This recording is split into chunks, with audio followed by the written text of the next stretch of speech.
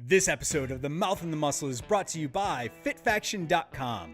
Innovative fitness solutions for elite coaching, nutrition, or general fitness questions, please visit FitFaction.com. That's FITTFACTION,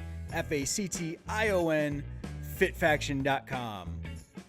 Also by VanLuit Licensed Massage Therapy. If you're an elite athlete, a weekend warrior, or just looking for the health benefits of massage, VanLuit Licensed Massage Therapy has you covered. Please email VanLuitLMT at VanLuitLMT@gmail.com.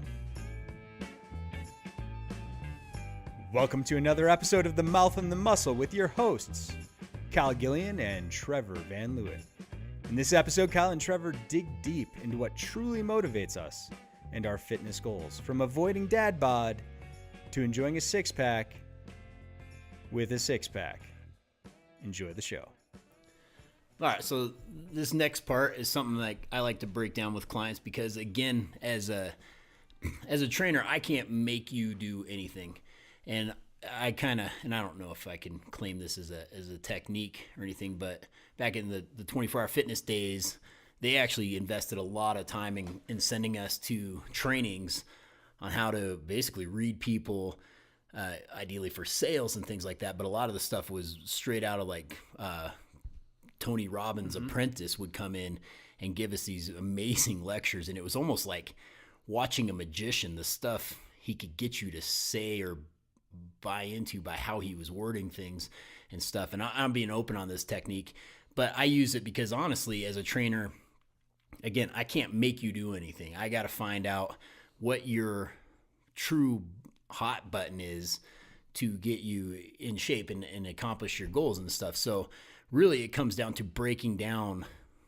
You want to get in beach body shape. You want to go to the pool, but why do you care?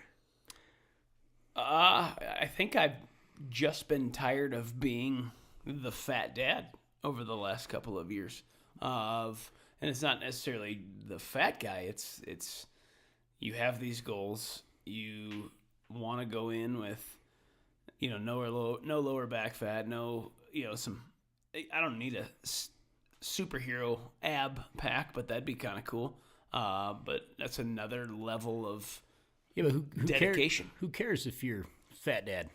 I do. Okay. I do. I don't know what it's. I don't know what it is, but I want to get to a point where I'm sitting at the pool in the kiddie pool with my lounge chair and my cooler sitting next to me, and I want to drink as many beers as I possibly can without knowing that I'm going to walk out of there with dad bod. Right.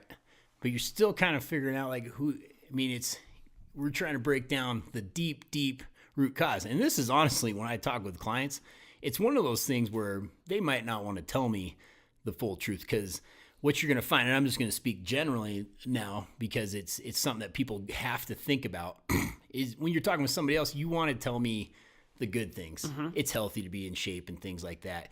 You don't want to tell me the malicious reasons you want to be in shape. And I'm going to kind of give you an example and make it easier. And it's kind of one that we also talked about in some of these seminars that we've gone through. But when you're trying to find out why somebody wants to get in shape, we'll use a story we've used before. But we have Jan who wants to lose weight. How much weight? 20 pounds. Okay, 20 pounds of muscle, overall weight, body fat. Well, body fat. Okay, so what do you want to lose weight for? Because I want to look better. Why do you care if you look better? Well, because, I want some people to like me. Who do you want to like you? Why do you care? And we kept breaking down this story, and ultimately it came down to her 20-year reunion was coming up, and this beep bitch, I still said it, but I meant beep. Hey, Producer Steve, can we leave that out? But this chick stole her boyfriend in high school. Okay. And so her fire button point was that she wanted to throw it in this chick's face that she looked awesome. Now, is that a story I would tell my children? This is how you want to know. But that was her hot button. And you'll find that a lot of times people are motivated by things that aren't nice and good, but they're motivations. Sure. And I got to go with them. A big one's I just got divorced. I want to get back out on the market.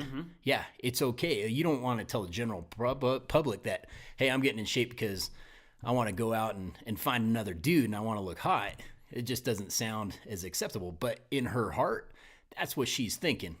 Same thing with guys. It's, why do you care? And you got to really break that down. Now, it's not always something that you want to share with somebody else, but in your mind, you have to identify what that hot button is. Because when you're having a rough day or I'm too tired in the morning, you got to bring up those specific reasons as to why you care to get in shape to get you out of bed. And that's why for me, doing a competition was good for me because you're nervous. You have that fear factor. It's 5 a.m. in the morning. I don't want to get up. You're going to go fight some dude on a mat and he's going to try to break your arm or choke you to death. So you can either get up and fight that guy, or you could sleep in and take it easy.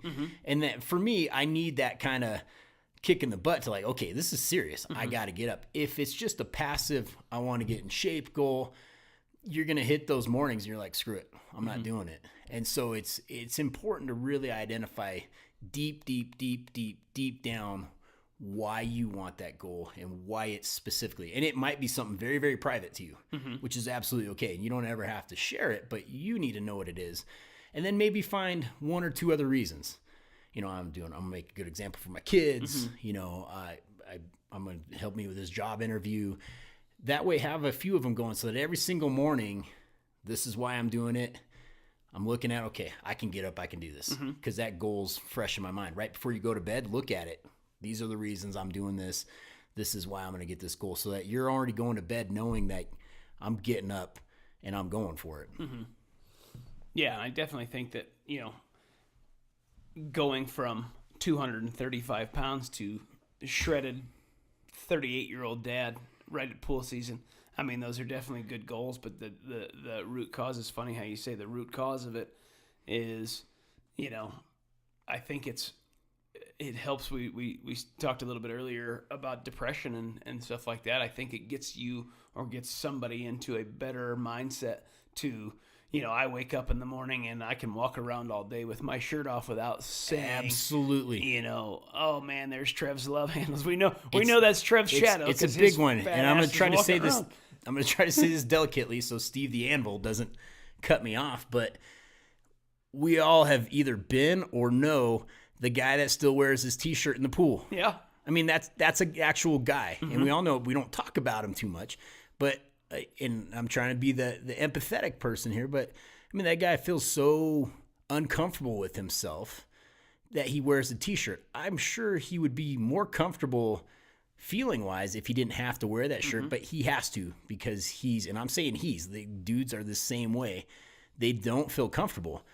But that guy needs to go back and say like, okay, let's break that down the same way. Do you want to? And it's going to probably come down to a specific person. He doesn't want to see how he looks, or maybe it might be a general population of people, but he's got to find out his specific reason. Why do you care? And then he's got to attack it. Nothing worth having comes easy. Right. It's work. Sure. It's called a workout because you're working. It's not a get out or sit out and just chill out. It's a workout. It's going to take effort. And that's why the majority of people are never going to get there. The average person doesn't like to exert themselves and suffer and go through things that are difficult for them. But the people that do are the ones that get to that next level and they get their goals. And once you get there, if you do it properly, you're going to hang on to it for a long time.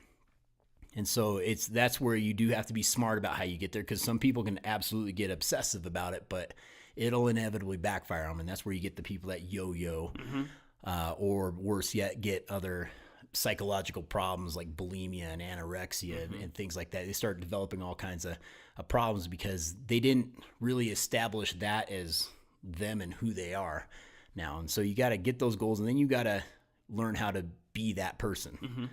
Because like people that do shows, perfect example, they look awesome for about 6 hours. And then depending on how they handle it after they do the show, you don't see those people a lot. And a lot of those people can gain 20 pounds inside that first week. And it'll jack with their mentality because they work so hard to look amazing for that long. But they're going to have tons and tons of photos to relive that event. But inside, they're going to be like, I am not that person anymore. And it's a difficult thing to do. And that's where you got to be real careful. But that's why the lifestyle aspect of it is so much more important in doing it properly. And that's when I was talking previously about going full circle. Yeah, technically breaking down how to get somebody their goals is awesome. But as a complete trainer, you have to look after and protect your client in the big picture. And that means making it a lifestyle for them rather than just like, cool, you looked awesome for your wedding. Peace out.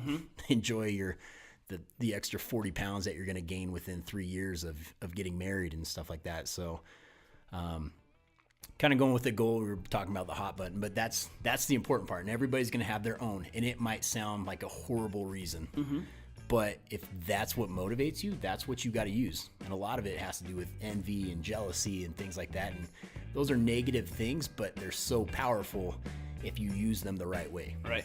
Revenge is a horrible thing, but people will do amazing things to get their revenge. Thanks again for listening. If you enjoyed this episode or would like to make a suggestion regarding future episodes, please drop a like and comment below. Thanks again for listening to The Mouth and the Muscle.